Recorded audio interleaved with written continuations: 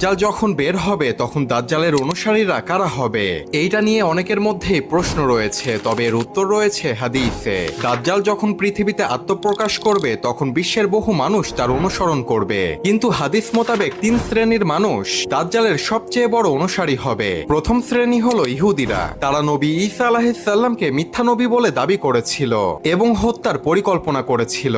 ইহুদিরা বিশ্বাস করে ঈসা আলাইহিস সালাম কোনো মাসিহা ছিল না, সেজন্য তারা তাদের মাসিহার জন্য অপেক্ষা করছে এবং দাজ্জাল যখন পৃথিবীতে আত্মপ্রকাশ করবে তখন তারা দাজ্জালকে মাসিহা হিসেবে মেনে নিবে এবং তারা দাজ্জালের অনুসরণ করবে।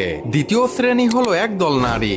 দাজ্জাল যখন বের হবে তখন পুরুষেরা তাদের স্ত্রী, মা, বোন এবং কন্যা সন্তানদেরকে বেঁধে রাখবে যেন তারা দাজ্জালের কাছে না যেতে পারে। কিন্তু দাজ্জালের অলৌকিক ক্ষমতা দেখে নারীদেরকে ঘরবন্দি করে বেঁধে রাখা সম্ভব হবে না। তারা ছুটে দাজ্জালের কাছে চলে যাবে এবং দাজ্জালকে অনুসরণ করবে।